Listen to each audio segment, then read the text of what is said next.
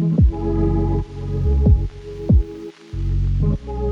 gusto tenerte aquí en nuevas cápsulas que estamos haciendo para que todos nuestros clientes y todos los interesados en la ganadería y en la nutrición animal, en la industria pecuaria, pues conozcan un poco más de todas las problemáticas que hay aquí en México y cuáles son las oportunidades que tenemos como país para poder seguir avanzando, ¿no? Entonces, gracias por acompañarnos, Miguel. Y pues me gustaría que primero empezáramos, que te presentes. ¿Quién eres? ¿De dónde vienes? ¿A qué te dedicas, Miguel? ¿Qué tal, Armando? Buenas tardes. Buenas tardes a todos. Mi nombre es Miguel Ángel Rosano López y yo soy asesor en reproducción en algunos establos lecheros de aquí de la comarca lechera. Originalmente soy del estado de Puebla, pero pues ya llevo algunos años trabajando aquí con la ganadería lechera específicamente. Soy médico veterinario zootecnista, egresado hace ya algunos años. Algunos años. ¿Cuántos años, para ser preciso? 37, 38 años. Tengo la especialidad en producción animal de bovinos y me dedico principalmente a la reproducción, tanto a la evaluación de los desempeños reproductivos como al trabajo de campo también. Okay. Me gustaría conocerte un poquito más, Miguel. Dices que eres de Puebla, ¿no? ¿Por qué te metes a estudiar esta carrera y por qué sigues aquí si hay mucho sol, si mucho polvo y es un rollo, ¿no? Bueno, mi pasión siempre fue la medicina veterinaria desde niño. Tengo mucha influencia tanto de la familia materna como de la familia paterna.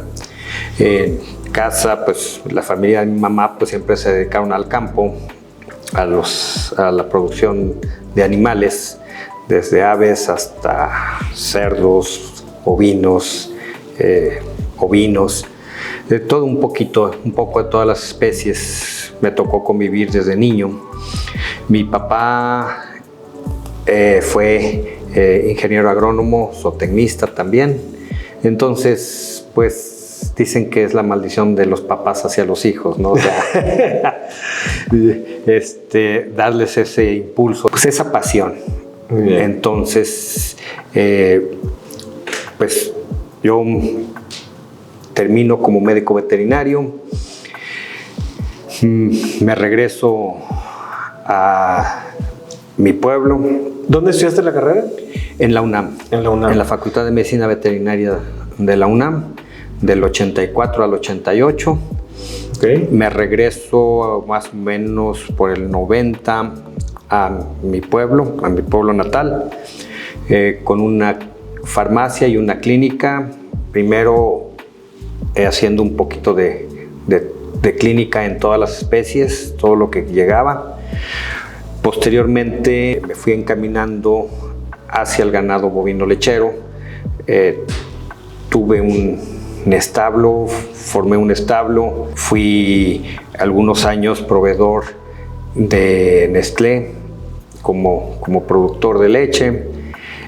Posteriormente tuve la oportunidad en el 2000 de irme a estudiar y a trabajar a Estados Unidos. Ahí estuve 3 años. ¿En qué parte de Estados Unidos? En Michigan específicamente, en Lansing y en Kalamazoo. De ahí se me presenta la oportunidad de irme a Canadá. Me voy a Canadá por 6 años, a Ontario, en lo que es el área de Guelph, en Ontario, Canadá. Y ahí también trabajo y hago algunos otros estudios, algunos otros cursos.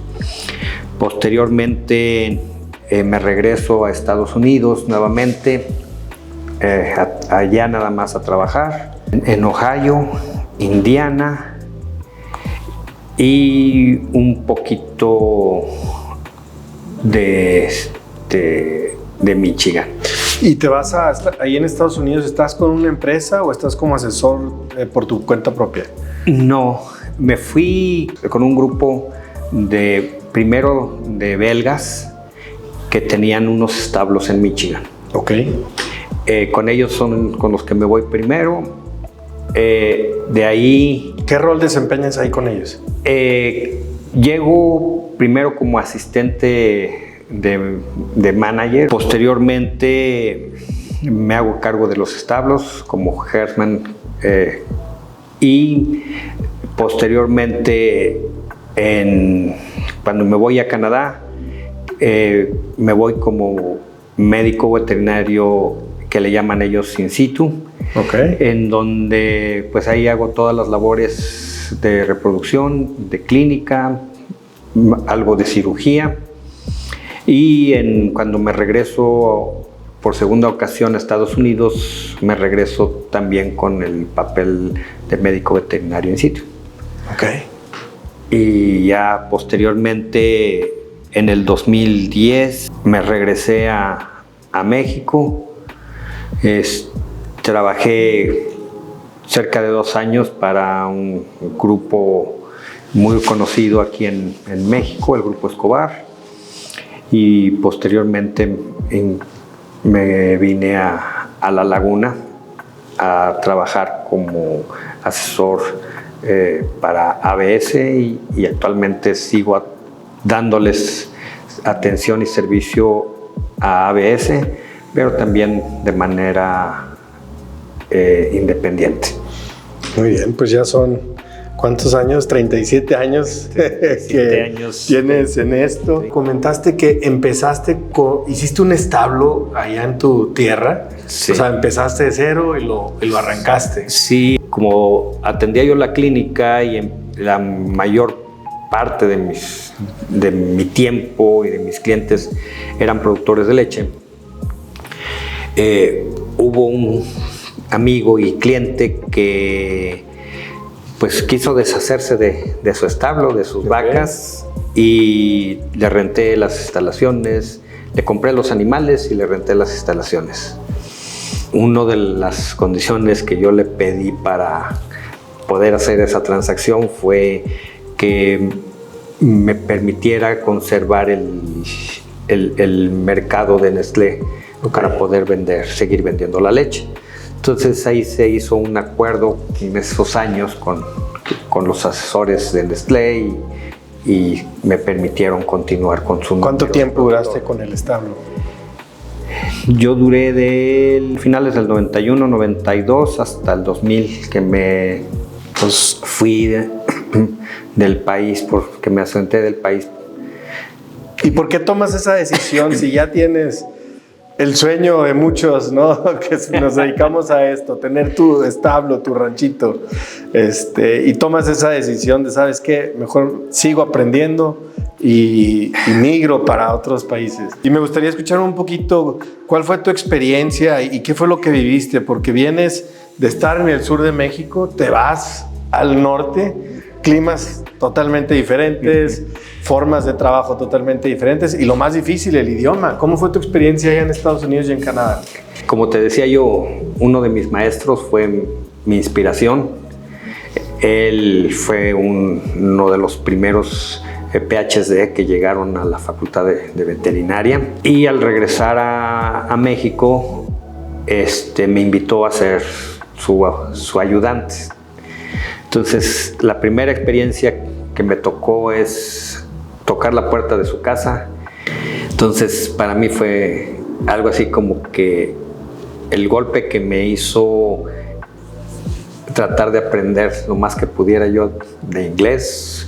Cuando llego a Estados Unidos, lo sabía leer, escribir, pero no lo sabía hablar. Sí. La pronunciación era completamente diferente a lo que estaba acostumbrado, y lo único que escuchaba era una palabra que nunca terminaba. Una sola palabra que nunca terminaba. Llego afortunadamente con la persona que llegué bajo sus alas, bajo su cargo. Él tenía una hija que estaba casada con un mexicano. Okay. poco a poco pues me fue ayudando, y lo que yo hice es que yo me dormía con el radio prendido, la televisión prendida, tratando de acostumbrar mi oído al habla inglés. Sí tenía yo contacto con personal mexicano, pues todo el personal ahora sí que de mano de obra pues era mexicano. ¿Y con ellos hablabas español? Con ellos hablaba español, pero mi posición era ser el enlace con el patrón, que era belga, y no hablaba más que su Dutch o su idioma, más inglés. El manager, que únicamente hablaba inglés. Entonces, pues yo llegaba a ser como el intermediario, el enlace entre las dos áreas. Cuando voy a Canadá, las cosas son completamente diferentes. Ahí normalmente no tenía yo mano de obra latina, eran los mismos canadienses nativos. Hay otros temas que me gustaría platicar contigo. ¿Qué es lo que te trajiste de allá? ¿Cuál es la enseñanza más positiva que te traes de esa experiencia de estar en el extranjero y de tener tu propio establo? Bueno, en primer lugar, la enseñanza o lo que yo me traigo conmigo es tratar de entender el lenguaje del productor desde el punto de vista económico. Okay. O sea, todo es una inversión, todo tiene que tener, yo invierto, pero ¿cuánto me va a generar? Un costo-beneficio. Cuando empezamos a ver o a tratar de manejar ese lenguaje, o sea, sí vas a invertir, pero vas a tener un beneficio y es demostrable, es más fácil poder platicar con cualquier ganadero. No importa del ramo que sea de carne, sea de engorda o incluso de otras especies, pero siempre el motivante pues va a ser el costo-beneficio. Otro de los aspectos es el manejo de personal. Okay. Yo creo que las relaciones humanas es lo más difícil. Ya a nivel industrial, como es los establos de la laguna, el tener una logística para poder cumplir con las tareas en tiempo y forma, yo creo que esa es una de las cosas que más atesoro como aprendizaje, ¿no? Sí. Que eso realmente nos ayudó, me ayudó, aprendí mucho. Desde el punto de vista profesional o más bien médico, en México estamos apenas en pañales o queriendo aprender a utilizar el laboratorio como una herramienta, tanto para diagnóstico como para validación. Aquí yo me refiero a los análisis del laboratorio. Okay. También se maneja mucho con el manejo de los datos y los análisis de los desempeños de cada una de las áreas. Okay. Mi punto era que desde el punto de vista como médico, no como zootecnista, es que estamos acostumbrados a hacer una clínica muy presuntiva. O sea, al ojo clínico, nos basamos mucho en el ojo clínico. Difícilmente queremos enviar una muestra al laboratorio para confirmar o validar lo que yo estoy pensando que es, o para desecharlo también. Claro. Yo hago mucho hincapié con algunos clientes y algunos amigos que les digo, es que muchas veces el mandar a hacer un análisis de laboratorio no necesariamente es para confirmar que está presente la enfermedad que yo estoy sospechando, sino también para validar la respuesta inmune de los animales hacia esas vacunas que yo supuestamente estoy aplicando. Okay.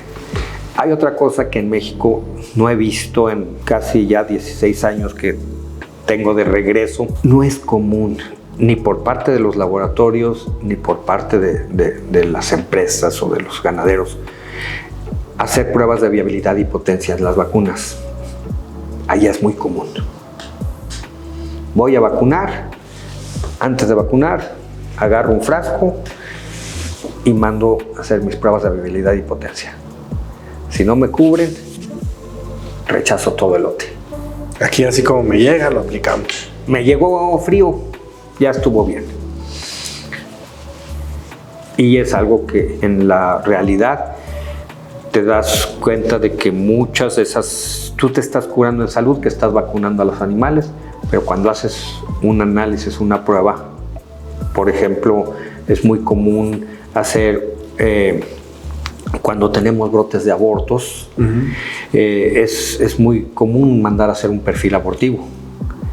Y cuando me regresan los resultados, pues los niveles de titulación son tan bajos que realmente es como si nunca hubieran vacunado ese hato.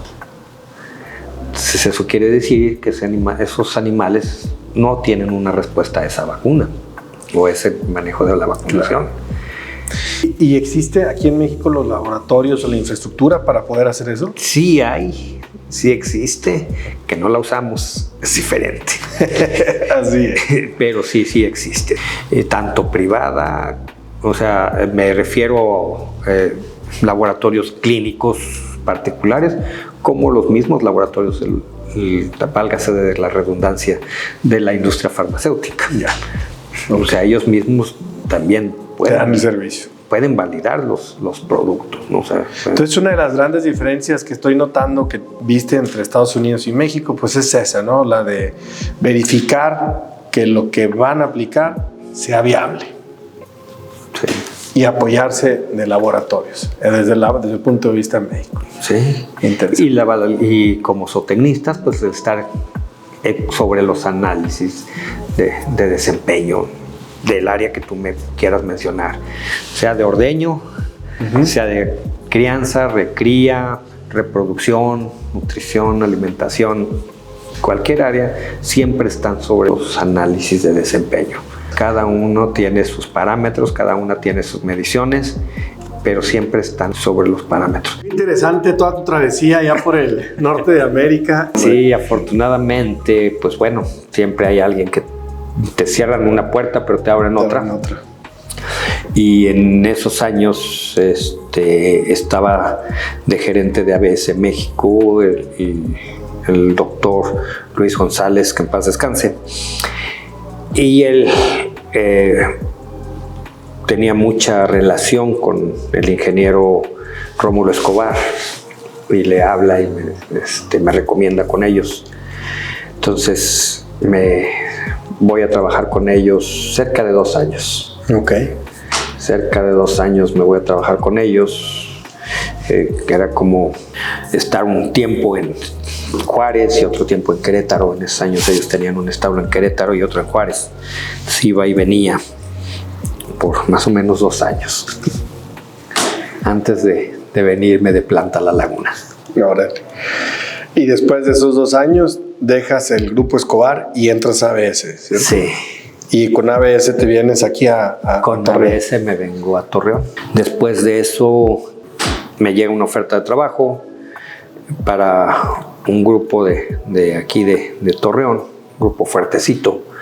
El doctor Luis González me dice, no te vayas, te doy unas ofertas. Me hizo unas ofertas y en ese momento dejo de ser empleado de ABS y quedo como consultor externo, o como asesor externo. Y ya de ahí, ya pues, o sea, sigo dándole servicio a ellos, pero sin ser exclusivo, sin tener la exclusividad para ABS. Sí. Y entonces es por el tema que regresas a México y que te empiezas a especializar en la parte de reproducción, o ya traías ese enfoque tú desde allá? No, yo ya traía el enfoque desde la universidad. Ok. ¿A ti siempre te ha gustado Siempre me ha gustado la farmacología, la reproducción, aunque quiero decir que fue también circunstancial, porque mi ilusión y mis ideas era ser nutricionista. Órale. Entonces, termino la carrera, me caso, tengo un hijo y pues ya tengo muchas responsabilidades a cuestas. Entonces ya no tenía yo oportunidad de escoger y en ese momento la oportunidad de trabajo yo me formé como buiatra en Tizayuca, bajo la tutela y en paz descanse del doctor Carlos Reza y del doctor Carlos Malagón, que todavía espero que todavía ande por ahí. Ellos me cobijaron cuando ellos eran los directores de una clínica de veterinaria de Tizayuca. Me cobijaron y con ellos empecé a entrar al área de reproducción. Desde que empezaste, entonces prácticamente sí, me encaminaron hacia el área de reproducción y empecé a trabajar en el área de reproducción. Trabajo más o menos como 2 años en Tizayuca y me siento ya con la capacidad de volar solo. Me voy a mi pueblo natal, y es donde abro la farmacia y la clínica. En la vida se te presentan las oportunidades y ya está nosotros si las tomamos o no. Y qué bueno que las tomaste, Miguel, porque al final de cuentas creo que todo esto que has pasado es a donde te ha traído el día de hoy, y pues tan es así que eres reconocido en el medio pues como alguien de respeto y que se escucha o queremos escuchar tus opiniones sobre el tema. Entonces a mí me gustaría conocer un poquito más, ahora sí entrando un poquito más en lo técnico, en toda esta experiencia que has tenido, ¿cuáles son las áreas de oportunidad que tú ves para México en la industria lechera al día de hoy? Digamos, como México. Como México. Yo creo que el área de comercialización es la principal área de oportunidad. El norte es muy tecnificado. Tenemos la producción lechera más alta del país en el norte. Toda la tecnificación, vamos a la par de otros países, tenemos parámetros productivos muy buenos. En el centro del país está el consumo, el mayor consumo. De la leche y de los productos lácteos. De los productos lácteos, de la leche, de la carne. Ahí está el mayor número de los consumidores mayoritarios. El sur sigue consumiendo. Es un consumidor, pero es un consumidor de bajos, no le quiero llamar de bajos recursos, sino más bien de bajas oportunidades. Pero no es que no tengan los recursos para comprarlos, por eso te dije, no quiero nominarlo como bajos recursos, no, sino como problemas de oportunidad. Y te lo voy a comentar con esta anécdota. Yo cuando estudié en Ciudad de México, viví con una familia y uno de ellos, muy exitoso, se fue a la península de Yucatán y es uno de los distribuidores de sal más grandes que pueda haber en el país. Una ocasión me comenta, me dice, tú que estás en contacto en el ambiente lechero, a mí me interesaría invertir en ese sector. Yo le pregunté como productor, me dijo no, como comerciante. Dice, yo nada más quiero que alguien me venda la leche. Dice, yo tengo las rutas, tengo las unidades, les puedo poner frigoríficos y puedo llevar la leche hasta el rincón más alejado de la península de Yucatán. Y le pregunté, pues, ¿que no tienen leche? Pues Tabasco tiene bastante ganadería, están cerquita de Tabasco. Quintana Roo también tiene algo de ganadería, también están cerquita, la tienen ahí a tiro de piedra. ¿Por qué quieres mover leche desde el centro, desde el norte del país? Y lo que vas a mover va a ser agua. Me dice, es que el problema está que aquí teníamos una marca que venía del centro del país y la absorbió Lala. Entonces ya no nos llega y ese mercado está libre. y lo quiero aprovechar. Y ese año coincidió con que yo fui con el distribuidor de ABS en el estado de Veracruz y le pregunté, oye, ¿y la pasteurizadora que estaba en Orizaba? Me dice, ya no existe. ¿Cómo? Si era la que surtía todo el puerto y Jalapa y lo que es la capital de Veracruz y el puerto de Veracruz, pues lo surtía la pasteurizadora de Orizaba. Dice, no, ya no existe, la cerraron. Le digo, y entonces, dice, en todo Veracruz, lo único que consumimos es leche ultrapasteurizada. Y vas al supermercado y si te llega un tráiler de leche pasteurizada nada más, leche fluida pasteurizada nada más, se acaba en 2 horas. O sea, ahí está la demanda. Bueno, entonces ahí está la demanda. Ahí está la demanda y es lo que te digo. Para mí la mayor oportunidad en el sector lechero está en el mercado, en la mercadotecnia. Ahora, tampoco quiero decir que la solución está en ir a producir leche en el trópico, porque esa no es la solución. La solución es el mercado. ¿Cómo manejar ese mercado? Ok. O sea, ¿tú crees que hay una oportunidad de crecimiento para la industria lechera si se atiende de forma correcta aquellas zonas o todas las zonas de México? Ahora no nada más las zonas donde está el alto consumo. Yo creo que todas las 2 costas tienen el mismo problema, tienen problemas de refrigeración. La única leche que consumen es la ultra pasteurizada. No tienen acceso a la leche pasteurizada porque en primer lugar no hay pasteurizadores cercas. Entonces no les llega la leche pasteurizada como tal, únicamente la ultrapasteurizada. Sí. Y obviamente la producción de leche en el trópico es muy poca. Y es más que nada de autoconsumo y para producción de algunos quesos artesanales. Entonces, para mí la oportunidad más grande como industria o como segmento, pues viene siendo el área de la comercialización, porque la última planta que yo conozco son las que tiene Alpura en el Estado de México. Y de ahí para el sur ya... Y de ahí para el sur no hay nada. Está interesante ese dato. Pues ahí tienen a todos los pasteurizadores. Hay una oportunidad ahí en el sur de México. Y ahora hablando del tema de producción de leche, pues si queremos crecer, que esta industria crezca, pues necesitamos producir la leche. Ahora sí, metamos las manos en este tema de la producción y cuál es el problema principal que tú estás viendo, no solamente aquí en México, pero sobre todo aquí en la laguna. Yo creo que la laguna, su principal problema es el agua. El agua. O sea, el norte del país. Ya no nada más la laguna, o sea, el norte del país.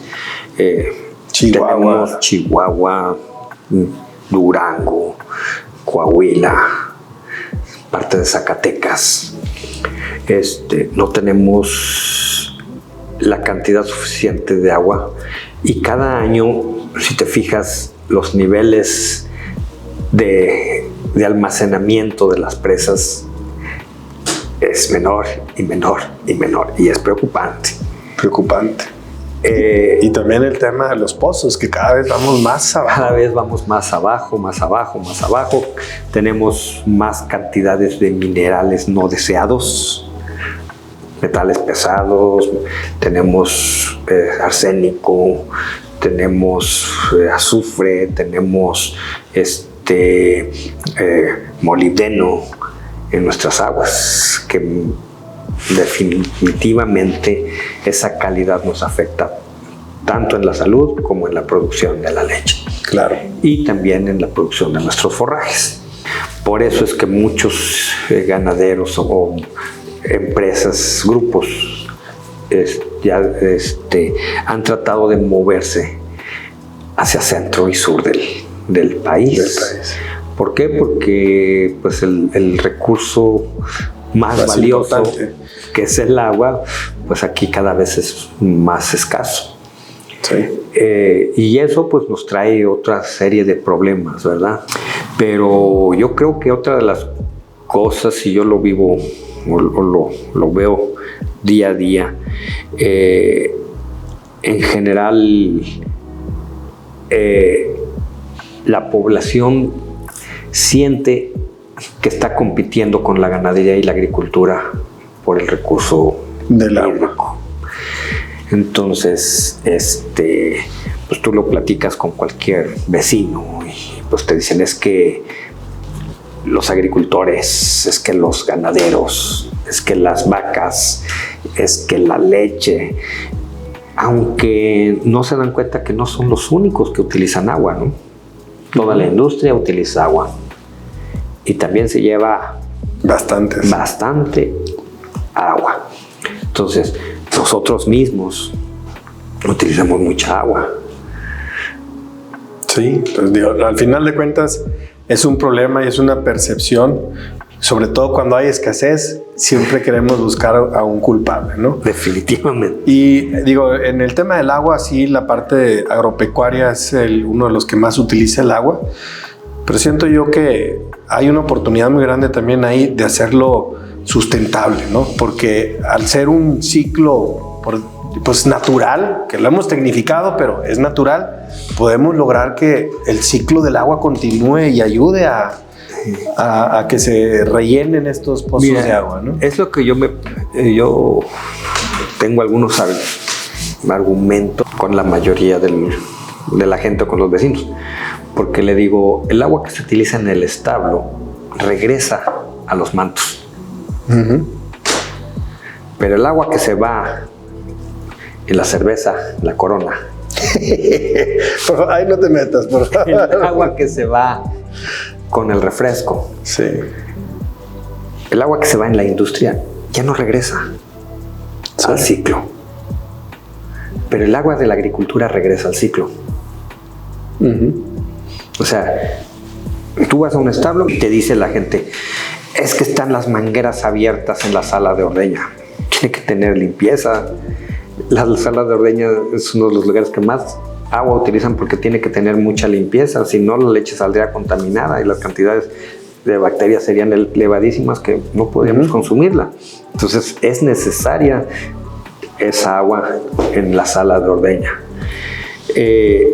Pero esa agua que se utiliza ahí no se desperdicia porque esa agua va normalmente a un centro donde se capta, donde se almacena y posteriormente se utiliza en la agricultura como riego.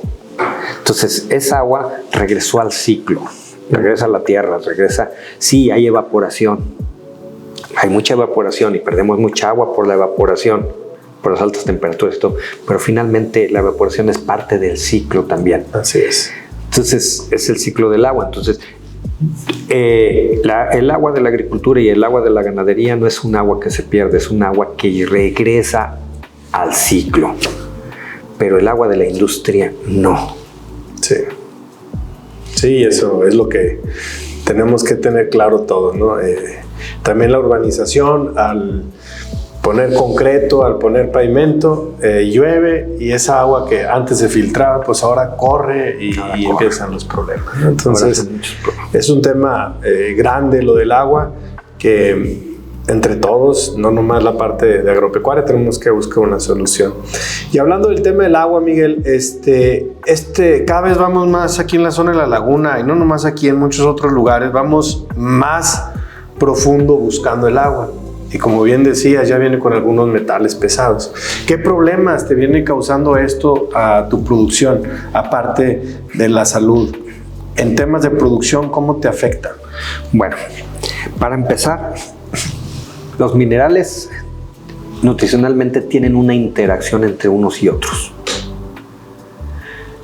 Entonces, el principal problema desde mi punto de vista, no quiero generalizarlo, pero desde mi punto de vista, es que tú tienes cierto grupo de metales que te van a antagonizar los microelementos, los elementos que requieres en menor cantidad.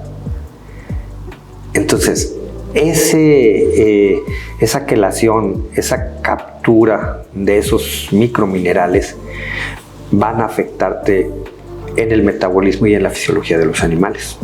Ok. ¿Por qué? Porque te van a crear una deficiencia. Uno de los casos más conocido, más documentado, es la presencia de molibdeno o molibdatos en la cantidad del agua, sobre todo mientras más profunda sea. ¿Qué es lo que hace el molibdeno? Molibdeno tiene digamos, un tropismo o una fascinación por capturar al cobre. Ok. Y el cobre es un elemento esencial para síntesis enzimáticas y para síntesis hormonales. Otro de los aspectos es que el cobre interactúa con otros minerales esenciales para la reproducción, como es magnesio, manganeso, zinc, selenio y el mismo cobre, que son los que funcionan para la síntesis hormonal y para las funciones ováricas, y eso nos va a repercutir tanto en problemas de salud como en problemas reproductivos del ganado. O sea, entonces el molibdeno tiene afinidad. Tiene afinidad para el cobre. Sí. Atrapa este cobre y hace que ya no interactúe con los demás minerales que ayudan en el tema de la reproducción y la generación de hormonas. Y generación de enzimas y hormonas. Ok, interesante. Entonces, una deficiencia de cobre puede ocasionar diarreas. O sea, una vaca no es diarreas completamente acuosas, pero sí diarreas flojas, o sea, estiércol flojo, mala absorción. Pero entiendo que aquí en las áreas tecnificadas, en la ganadería tecnificada, pues se añaden algo de minerales. Sí. ¿Qué pasa ahí entonces? ¿Estás añadiendo más cobre, más zinc, más etcétera? Es de que la solución no es así. La solución es que yo le añado los animales en la mezcla de alimento, en la formulación de alimento balanceado. Van los minerales necesarios y calculados a las necesidades del ganado. Tratamos de cubrir esas necesidades con la dieta diaria. El problema está que si nosotros no consideramos la calidad del agua, no vamos a poder aportar todos esos minerales adecuadamente. Mi analogía es, tanto en los niveles nutricionales, una vaca es como si necesitara un paquete de pan blanco. Ok. En rebanadas. En minerales, en energía, en lo que tú me quieras, proteínas, lo que quieras. Es en rebanadas de ese pan blanco. Pero llega el molibdeno y me quita 1 o 2 rebanadas de ese pan y me los manda por la puerta de trasera. Se van, se pierden. Entonces, la vaca ya quedó deficiente porque le faltaron 2 o 3 rebanadas de todo ese pan blanco que necesitaba comer en todo un día. Claro. Y al final de cuentas, por más que lo quieras tú suplementar, pues si tienes esta contaminación que es un enemigo silencioso, pues no te estás dando cuenta que... No te estás dando cuenta que tus animales están deficientes. Claro. ¿Qué es lo que se hace? Bueno, pues ya la gente que se dedica a la nutrición, sobre todo una nutrición muy especializada, ya con minerales, vitaminas y minerales, pues lo que hacen es buscar minerales que antagonicen ese molibdeno. Ok. Entonces, con otros minerales, inhibes y haces que todo funcione y que no le quiten las rebanadas. Es como si regresáramos a la primaria y hay alguien que te está molestando todo el tiempo, entonces tú te haces de amigo de uno grandotote y le dices, oye, es que este me está pegando, claro, quítamelo. Entonces llega el otro grandotote, te lo quita y pues tú sigues adelante. Pues sí, excelente analogía, porque así es muy buena esa analogía. Y hablando del agua también tenemos el problema que viene muy cargada en metales pesados y otros minerales, Pero también tenemos el problema, sobre todo aquí en la zona de la laguna, del calor. Sí, el calor afecta bastante, sobre todo a vacas que están acostumbradas o que fueron diseñadas para climas fríos. Platícame un poquito de esto y cómo manejan esta situación aquí en Torreón y el tema de la escasez del agua, cómo lo están manejando para resolver este tema.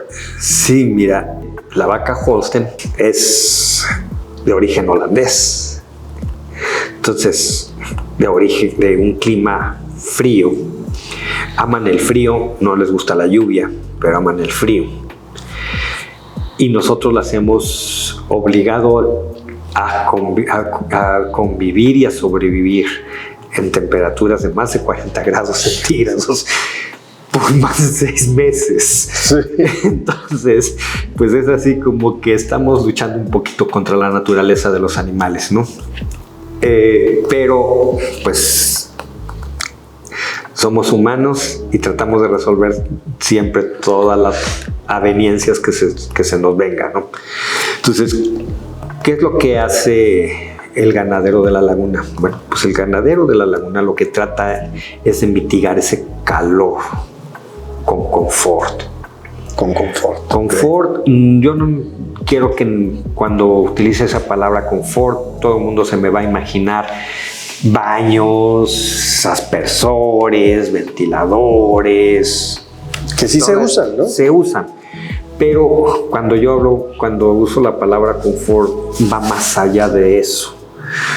Va en una cama confortable, una buena sombra, disponibilidad de agua fresca. O sea, lo esencial, que a veces se nos olvida porque resolverlo con otras cuestiones. Exacto. O sea, yo creo que antes de avanzar al siguiente paso tendremos que resolver lo básico. Y lo básico es mi área de descanso. Una buena sombra, bien trabajada la cama, que sea mohida. Se habla que para que una cama sea confortable yo tengo que llegar y aventarme en mis rodillas y que no me lastime yo. Dejarme caer con mis rodillas, que no me lastime. Eso sería la forma supuestamente de medir la cama, o de medir un buen trabajo de cama. Obviamente, mientras más cómoda, pues más la van a utilizar las vacas. Mientras más área de sombra tenga yo, pues más fácil va a ser disipar ese calor. Desgraciadamente, la vaca no suda. Entonces, no puede eliminar ese excedente de calor a través del sudor. Otra de las desventajas es que es rumiante y la fermentación hace que genere mucho calor. En sí la vaca genera mucho calor.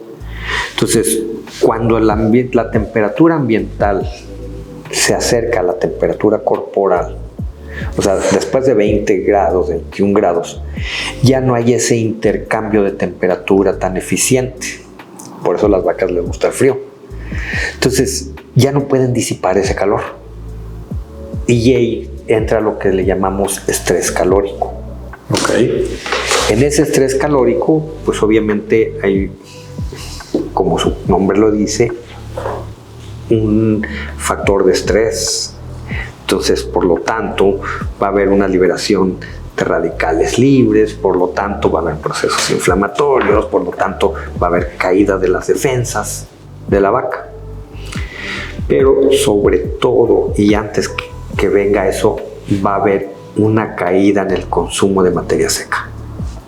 Sí, pues, las vacas van a dejar de comer. Claro. Obviamente, lo único que quieren es agua para mantenerse hidratadas, pero pues desgraciadamente a veces esa fuente de agua o esa pileta está sucia, está maloliente, defecó 1 o 2 vacas adentro de esa pileta o de ese bebedero. O metieron la pata. O metieron la pata porque tratan de refrescarse, se suben en ellas y están ahí con las patas adentro.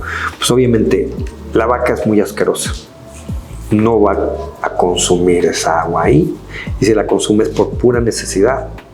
Entonces, disminuye nuestro consumo de materia seca. Y obviamente, al disminuir nuestro consumo de materia seca y gastar más energía para poder equilibrar esa temperatura corporal, pues la producción de leche se nos va a caer. Claro.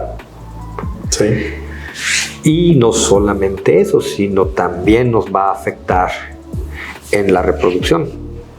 ¿Cómo te afecta en la reproducción? Porque a mayor temperatura, los animales van a tener menos demostración de celo.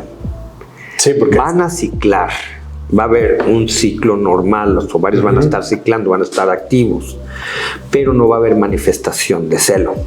Sí, no van a mostrar sus celos. Ellas están enfocadas en sobrevivir. En sobrevivir, en eliminar ese calor que tienen, esa temperatura. Entonces, lo que menos les interesa es estar teniendo una actividad de receptibilidad sexual, que es la manifestación del celo. Claro. Entonces, por lo tanto, pues vamos a inseminar menos vacas. No va a haber manifestación de celos. Las insemino, pero no me quedo preñada, no manifestó su celo y me llega al diagnóstico vacía. Ese es por un lado, pero también está por otro lado la parte de la mortalidad embrionaria. Ok. ¿Por qué? Porque la temperatura corporal de la vaca normal es de 38,5 grados centígrados, su temperatura normal, pero en el verano su temperatura llega hasta 40 grados, temperatura corporal. Entonces, el problema está que en los primeros 5 días de vida de un embrión, o sea, desde el momento de la fertilización, que fue en el momento del celo, el momento de la inseminación, los primeros 5 días, ese pequeño embrión, ese pequeño embrioncito está dentro del oviducto. Y ese oviducto no tiene la irrigación suficiente para controlar la temperatura. Entonces ese embrión generalmente va a morir en esos primeros 5 días porque la temperatura corporal de la vaca es muy elevada. Ok. Y a 40 grados centígrados por más de 2 horas, cualquier embrión que esté dentro del oviducto va a morir. Va a morir. Entonces, esa es una parte. La otra parte es que ya una vez que el embrión logró llegar al cuerno del útero, en donde se va a llevar a cabo la gestación, pero como no tiene todos los nutrientes suficientes, entonces no va a crecer lo suficientemente rápido para poderle decir a la mamá, aquí estoy, no reinicies otro ciclo, y entonces va a haber mortalidades embrionarias. Tardías. La primera fue una mortalidad embrionaria temprana, y esta sería una mortalidad embrionaria tardía. Y así es como de momento empezamos a ver las vacas que pues no es que no se fertilicen, sino no mantienen las gestaciones. Y por eso la reproducción durante el verano es muy malo. ¿Qué tan importante es detectar el momento exacto del celo para hacer la inseminación? Bueno, es una de las bases, ¿no? Tenemos que sincronizar el momento de la inseminación, la sobrevivencia del espermatozoide dentro de la vaca con la ovulación. El espermatozoide tiene que estar en el oviducto cuando la ovulación ocurre. ¿Por qué? Porque el ovocito, el óvulo, vive muy pocas horas. Entonces él tiene que estar listo ahí ya para fertilizar. Pero no nada más presente, tiene que estar capacitado. Tiene que tener esa capacitación. O sea, al momento de decir capacitación es que se arma de todas sus enzimas para poder llegar al ovocito y tratar de destruir uno a otro esa cascarita, y solo uno de ellos pueda penetrar y fertilizar. Entonces, pero ese tiempo de capacitación son 8 horas. ¿Qué quiere decir con esto? Que en el momento en que yo insemino una vaca, ese semen no está listo para fertilizar. Tienen que transcurrir 8 horas. de capacitación para que sea capaz de llevar a cabo su tarea, que es la fertilización. A lo mejor la pregunta está muy simple, pero ¿cómo se capacitan esos espermatozoides? ¿Es al momento de estarse moviendo y estar tratando de entrar en paredes? La capacitación es enzimática. Es enzimática, o sea, es un desarrollo normal. Es un desarrollo. O sea, se le llama capacitación, pero digamos que es una maduración de ese espermatozoide para poder hacer uso de esas enzimas que él tiene en su acrosoma, que es la cabecita del espermatozoide. Entonces, sí es muy importante, por lo que estoy entendiendo, la detección de que está en celo para que le insemines a los animales. Bueno, primero que nada, los traigas, los entrampes, los prepares a las vacas, prepares el semen. Es todo un proceso. Entonces, aparte de ahí, una vez que haces todo eso, son 8 horas para que sea viable. Para que ese espermatozoide sea capaz de fertilizar. Por eso se llama capacitación, que sea capaz de fertilizar. Ok. ¿Y qué estrategias hay para detectar el celo en las vacas? Aparte de las físicas que ya todos... De las visuales. Ajá. Bueno, afortunadamente en la actualidad contamos con muchos recursos, generalmente todos electrónicos. O sea, son, llámese medidores de actividad, son los podómetros, medidores contadores de pasos, que son los podómetros, medidores de actividad, que son las medallas, pero también tenemos medallas que miden rumia. Ok. Entonces, lo que hacen estos sistemas es que trabajan con algoritmos. Entonces, cuando esa actividad o esos pasos salen dentro de lo normal, exceden lo normal, hay mayor actividad. Entonces hay una desviación de lo normal. Entonces aquí sus algoritmos son: sube la actividad y disminuye la producción. Entonces lo más probable es que la vaca esté en celo. Y en ese momento se revisa la vaca, se determina que sí, la vaca está en celo. ¿Por qué? Porque tiene todos los signos del celo, y al momento de la revisión pues encontramos todavía la presencia de moco, los cuernos turgentes, y bueno, pues es momento de inseminar esa vaca. Entonces, todas estas nuevas tecnologías a la laguna les ayuda bastante, porque en la época de calor, que la vaca está ahí echada tratando de sobrevivir, pues ahí es donde te puedes dar cuenta también, ¿no? Entre comillas. Entre comillas. En época de calor, ¿cómo hacen para detectar el celo? Sí funciona, funcionan las herramientas, pero te vuelvo a repetir, miden actividad y miden rumia, pero en el verano disminuye la actividad y disminuye la rumia porque disminuyó el consumo de materia seca. Entonces, y también disminuye la producción de leche. También va a disminuir la eficiencia de conversión de alimento. No, y de los sistemas electrónicos para detectar celos. Ok. ¿Por qué? Porque finalmente son respuestas de la actividad de la vaca. Y si la vaca no tiene actividad, porque no, de ella lo que quiere es desahogar su temperatura, no tener más actividad física, porque esa actividad física le va a generar producción de calor, es lo que menos quiere. Y entonces, en estas es a ojo de buen cubero, ahora sí que... Pues esos son los retos que de toda la gente que está involucrada en la producción lechera. Y ahora también pues son cíclicos, ¿no? Entonces uno podrías ir midiendo los días. El problema es que tenemos un rango.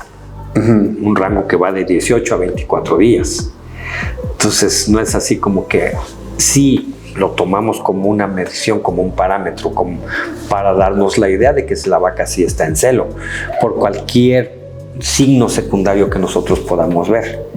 Digamos, la más mínima señal que nos muestre la vaca y vemos los días que tuvo del servicio del celo anterior, y pues eso nos hace suponer que esa vaca sí está en celo o que tiene un ligero incremento de actividad, pues nos hace suponer que la vaca está en celo, y pues hay que revisarla, hay que asegurarnos que realmente está en celo para poder inseminarla. Pero sí aquí la reproducción en cualquier especie la detección de celos es importante, es la base para cualquier programa reproductivo. Entonces, personal capacitado es importantísimo para ese tema y apoyarte en la tecnología nos va a ayudar a... Con la tecnología, yo no es que esté en contra de ella, al contrario, estoy a favor, pero siempre he dicho, la tecnología es una herramienta. O sea, no tenemos que delegar toda esa responsabilidad. ¿Por qué? Porque también está la parte fisiológica de la vaca que no se la vamos a cambiar. Claro. Y eso es lo que a veces no queremos entender y queremos delegarle toda la responsabilidad a la tecnología. De decir, no, pues es que me tiene que medir la actividad, me tiene que medir la rumia. Sí, la va a medir, la va a seguir midiendo y va a ser muy eficiente en esas mediciones. Pero la falta de detección de celos no nada más es culpa del personal ni de la tecnología. La más responsable es la misma vaca. Porque si ella no muestra esa conducta, pues no va a ser detectada. Entonces hay varias razones porque la vaca no muestre celos. O sea, pues no nada más es incómoda, ¿no? Si no en el caso del estrés calórico sí, pero también factores nutricionales. Que podemos decir que es lo mismo el molibdeno que estábamos hablando ahorita. Los mismos minerales. La vaca utiliza como fuente de energía los ácidos grasos volátiles. A diferencia de los humanos que utilizamos la glucosa. Ok. Entonces ellos utilizan ácidos grasos volátiles. Entonces, ¿qué es lo que necesitamos? Bueno, pues es que si la nutrición o los ingredientes de la nutrición me cambian los patrones de fermentación en el rumen, pues me van a cambiar esa proporción de ácidos grasos volátiles. Y eso pues también me va a cambiar mucho, tanto con la calidad de la leche, la producción de leche y las manifestaciones o las eficiencias reproductivas. Una herramienta importantísima es el tema de la nutrición. Sin duda. Sin duda. Sin duda. O sea, la nutrición es... No podemos hacer reproducción sin nutrición. Si no contemplamos la nutrición. En estrategias nutricionales, ¿qué se ha venido haciendo para mitigar estos problemas en temas de reproducción? Obviamente sí hay estrategias muy específicas para poder disminuir los efectos adversos. Por ejemplo, tenemos los suplementos de metionina, que pues nos va a ayudar a las funciones ováricas, nos va a ayudar a mantener ese equilibrio de aminoácidos para poder tener una buena síntesis de las mismas hormonas proteicas como es la LH y la FSH. Pero nos va a ayudar también, sobre todo, a mantener esa calidad de ese ovocito, que ese ovocito sea de buena calidad, que sea viable, que nos aumente la viabilidad de ese ovocito. Entonces, por ejemplo, la suplementación de metionina, la suplementación, como te decía yo, de minerales específicos, como es un buen balanceo de cobre, manganeso, magnesio, selenio, zinc, que son los 5 principales microminerales para la reproducción. Cada uno tiene sus funciones específicas dentro de las funciones ováricas y dentro de la producción hormonal. Okay. Entonces, ese buen balanceo de minerales en la dieta es importantísimo. Vitaminas, vitamina E, vitamina A, que son también que funcionan también dentro de los mecanismos de síntesis tanto enzimática como hormonal. Okay. Entonces, la vitamina A, por ejemplo, pues nosotros en cada ciclo, la vaca tiene que regenerar ese endometrio, ese epitelio. Entonces la vitamina A nos ayuda para regenerar esos epitelios y también parte de los epitelios del útero, ¿no? Okay. Y la vitamina E como antioxidante, el selenio, El manganeso nos ayuda también en los procesos de ovulación, la síntesis de LH, la liberación de LH. Todos esos minerales tienen una función específica en cada uno de los procesos hormonales y eso nos va a ayudar pues, a que tengamos mejores tanto funciones ováricas, mayor manifestación de celos, mejor producción de progesterona para poder mantener esas gestaciones. Hay algo que muchas veces dejamos de lado o pasamos de lado. Una mayor producción en las vacas, a mayor producción, requiere una mayor función hepática, mayor metabolismo hepático. Por cada litro de leche producidos, pasan 500 litros de sangre a través de ese hígado. 500 litros de sangre por cada litro de leche producido. El hígado, pues, es el químico del organismo. No solamente desintoxica al organismo, sino también desnaturaliza algunas hormonas y sobre todo 2 que se encargan de la reproducción: los estrógenos y la progesterona. Entonces, a mayor producción de leche, mayor velocidad de metabolismo de estas 2 hormonas. Si no tengo los suficientes estrógenos, ¿cómo van a manifestárselo las vacas? La manifestación de celos de las vacas es debida a la producción de estrógenos.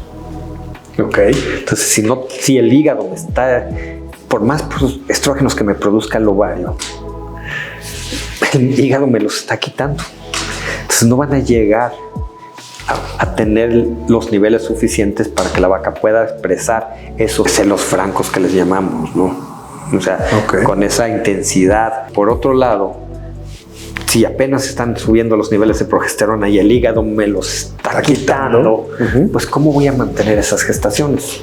Esa es, desgraciadamente, la realidad de las altas productoras. Entonces, por eso es la nutrición. Para eso nos sirve el apoyo del nutriólogo, para poder tener una buena ración, que tengamos ahí, por ejemplo, suplementación, no solamente, te digo, de metionina, de minerales, también de ácidos grasos esenciales como los omegas, omega 3, omega 6, que también tienen su participación, que dividirlos en 2, ¿verdad?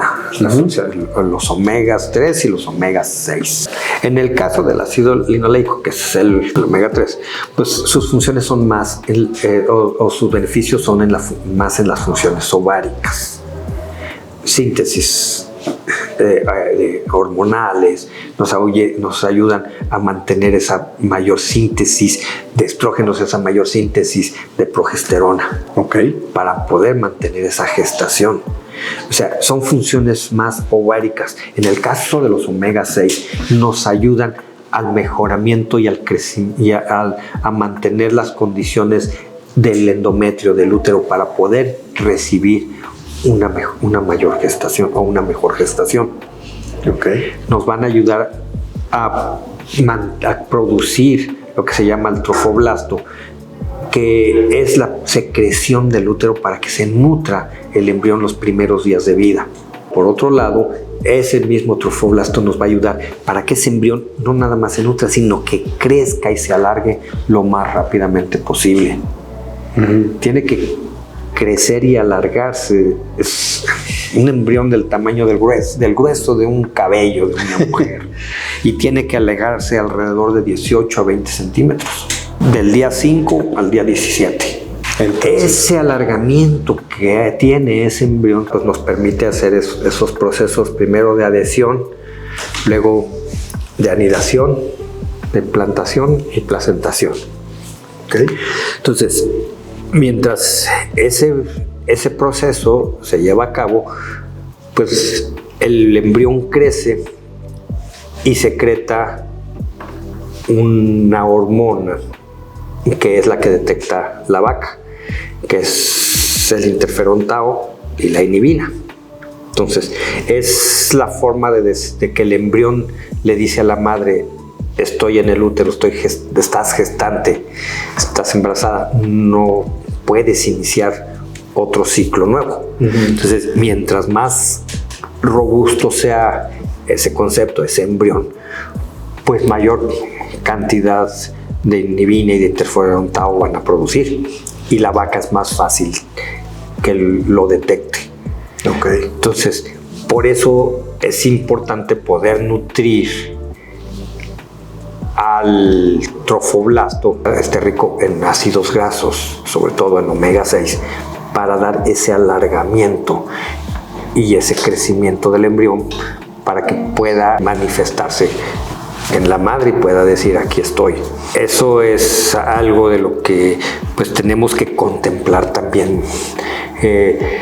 Un suplemento no es que en la dieta no lo tengas, sino es darle un refuerzo, asegurarnos de que la vaca va a cubrir esas necesidades que tiene.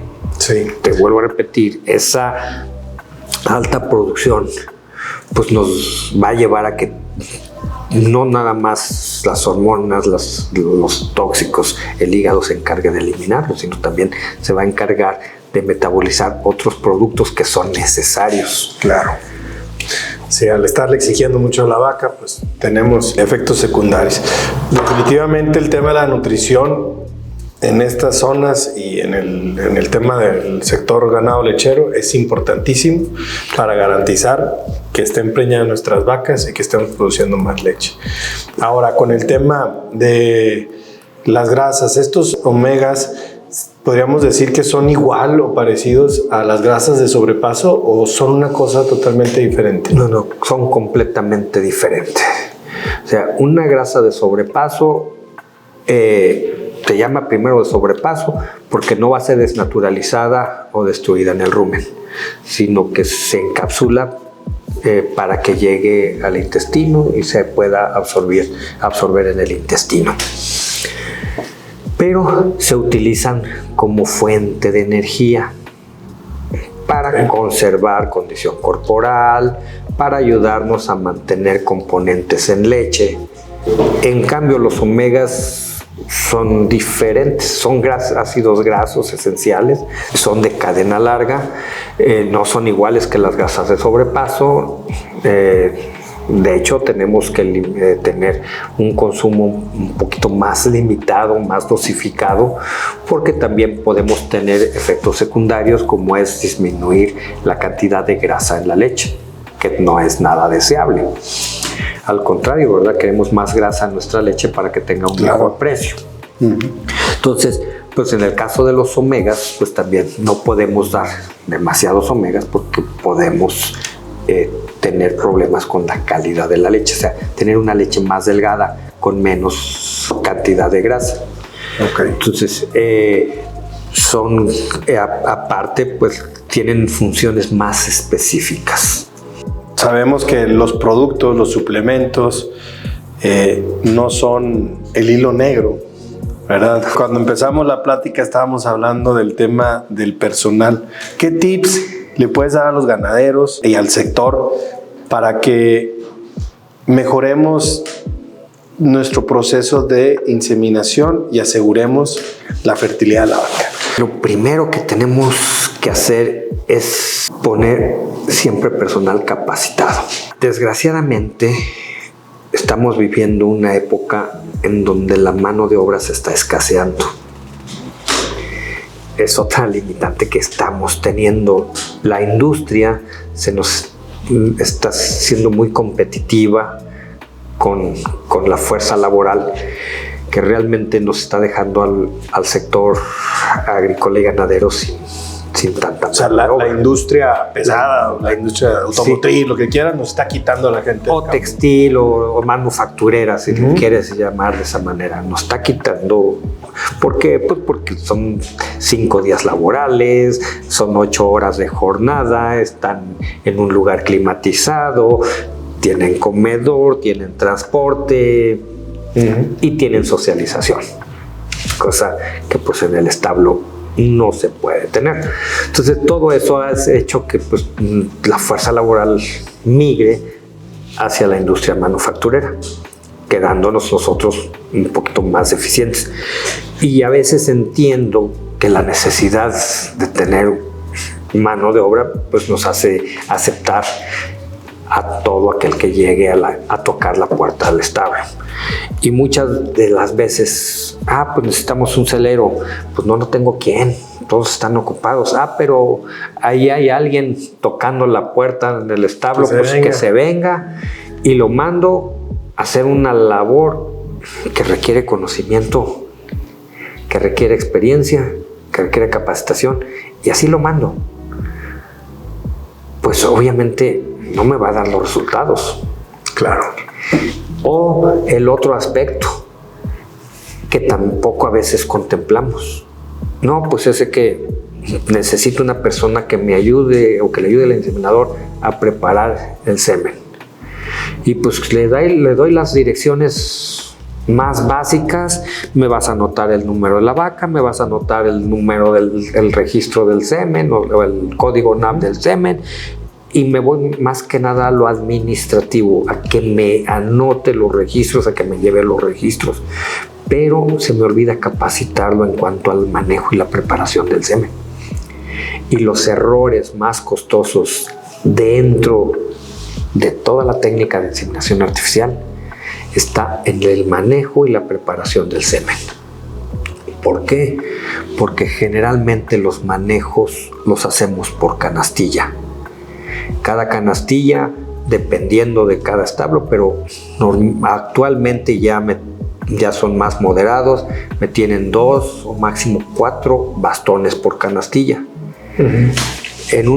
Hace algunos años yo encontraba las canastillas repletas, completas, los 8 bastones o los 10 bastones que les cabían en las canastillas, ahí los tenían.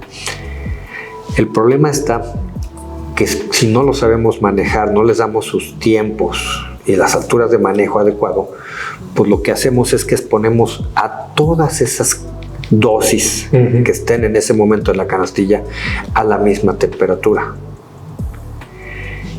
Y luego no solamente no las manejamos a la altura adecuada dentro del termo, sino las exponemos más elevadas y con un tiempo muy prolongado.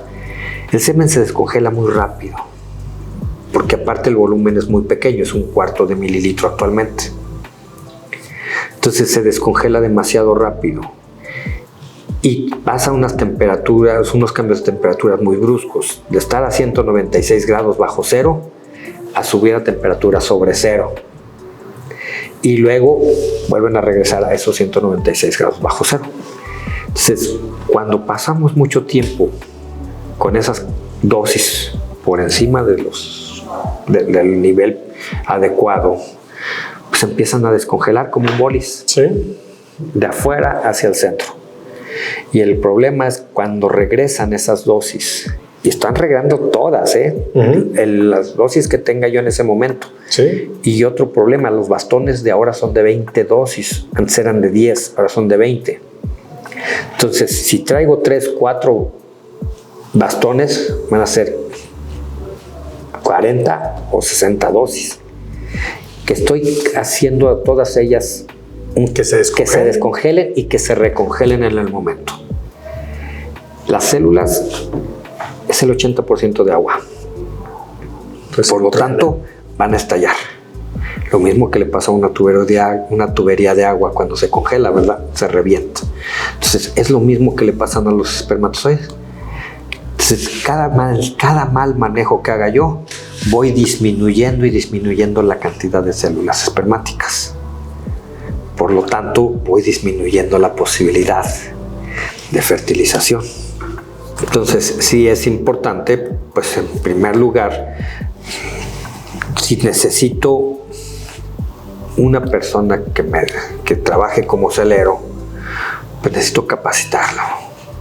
Si necesito una persona que trabaje para ayudarme a preparar y descongelar el semen, pues hay que capacitarlo antes de dejarlo en las labores. Claro. Porque con eso voy a disminuir mis riesgos. Por eso en la actualidad evaluamos el desempeño reproductivo a través de las tasas de preñez, no de la fertilidad. ¿Cuál es la diferencia entre fertilidad y la tasa de preñez? La fertilidad es muy simple. Es la relación de vacas que quedaron preñadas en relación a las que inseminé. Es una proporción directa. Claro. Inseminé 100, dejé preñadas 40, es un 40% de fertilidad. La tasa de preñez es más complicada. Toma dos variables. Uno que es la fertilidad en sí, que te acabo de explicar, y otra lo que es la detección de celos, que propiamente es el desempeño del empleado, del trabajador. Entonces, aquí la detección de celos la evaluamos dependiendo del número de vacas elegibles que tengamos en ese momento. Okay. ¿Y cuáles son las vacas elegibles? Pues las vacas elegibles son, en primer lugar, que se encuentren vacías, que ya hayan cumplido su periodo voluntario de espera y que estén ciclando. Esas son mis vacas elegibles. Entonces, en un periodo de 21 días de ese número de vacas elegibles, ¿qué porcentaje detecté en celo e inseminé? Esa es mi eficiencia de detección de celos en un periodo de 21 días.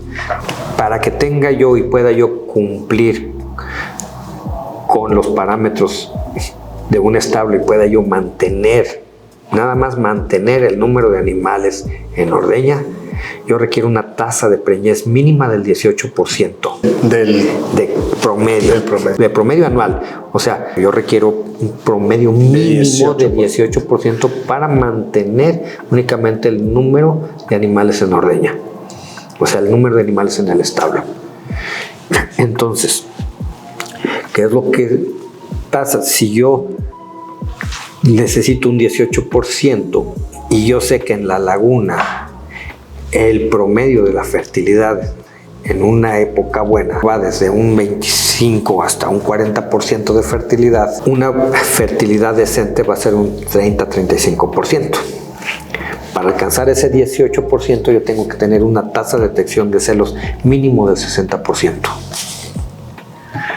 ¿Por qué? Porque si multiplico el 60% de mi tasa de detección de celos por mi 30% de fertilidad, me va a dar ese mágico 18% que yo necesito de tasa de preñez. Entonces, en otras palabras, la tasa de preñez pues es la forma de evaluar tanto la eficiencia de los empleados como su trabajo, como la salud y la nutrición de las vacas. Importantísimo.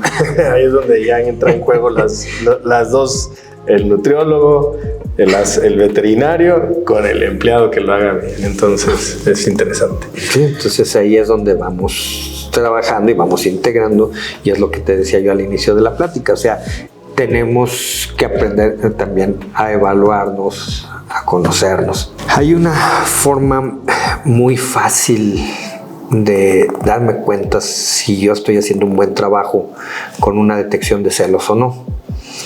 Y es simplemente midiendo lo que es la eficiencia al diagnóstico de la gestación. De las vacas que yo inseminé, ¿cuántas me están llegando al diagnóstico? Pero de ese diagnóstico, de ese número de vacas que me llegaron al diagnóstico, ¿cuántas me llegaron preñadas? Esa es mi eficiencia al diagnóstico. Entonces, si yo tengo una eficiencia menor al 50%, quiere decir que mi eficiencia de detección de celos anda baja. Y eso lo puedo medir semana con semana o dependiendo del tamaño del hato, ¿verdad? Porque si un hato es más pequeño y no tengo tantas vacas para diagnosticar semana con semana y las diagnostico cada 15 días, pues es lo mismo, ¿no? En esos 15 días tiene que ser menor o mayor al 50% de vacas preñadas. Interesante. Obviamente no es un número fijo. ¿Por qué? Porque en el invierno pues hay muy buena manifestación de celo por parte de las vacas, y ahí lo mínimo que buscamos es un 75%. 75, ahí lo elevas. Ahí se eleva, y en el verano pues un 50%. Estamos en una área que es la reproducción es estacional, pues también todos lo tenemos que manejar con 2 parámetros, los de invierno y los de verano. Claro. Sí, sobre todo para que al final del año salgamos con los números que estábamos buscando. Realmente es que vivimos en una época en la que queremos las cosas más rápido, queremos que todo sea inmediato, eso nos han acostumbrado la tecnología, pero llegamos al campo, llegamos a la naturaleza y tienen sus ciclos.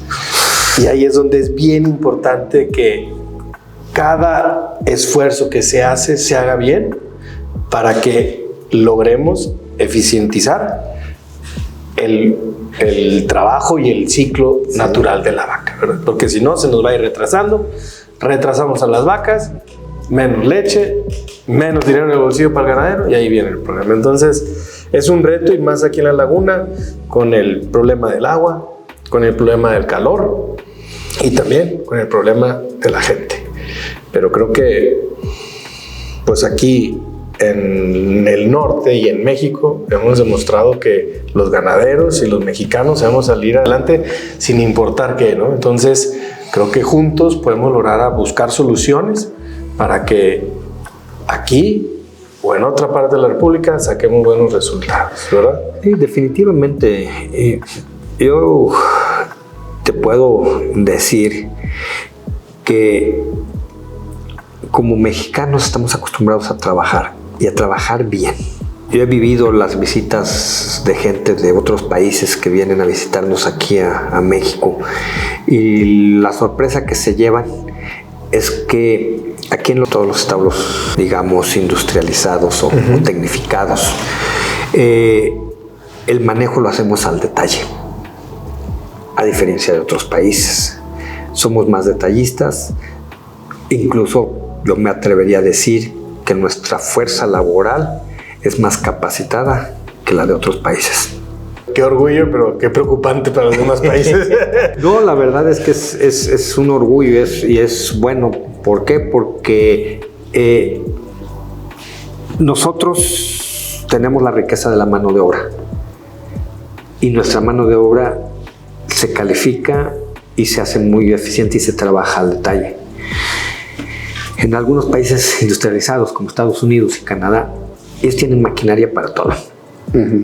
Requieren menos mano de obra, pero la maquinaria no trabaja a detalle. O sea, todo lo haces rápido, lo haces sistemático, pero no hay detalle. Y esa es la gran ventaja que tenemos nosotros en la industria lechera mexicana. El trabajo de los establos se hace muy a detalle. Y eso, la verdad es que es un orgullo. Al final de cuentas, le sacamos provecho a lo que tenemos y, digo, no estamos peleados con lo tecnificado, ¿verdad? Pero hay que encontrar un punto medio y buscar siempre lo mejor. Muy bien, pues muchas gracias, Miguel. Me voy pues conociéndote más. Muy contento de conocer tu historia y sobre todo pues entusiasmado que hay problemas, pero hay oportunidades.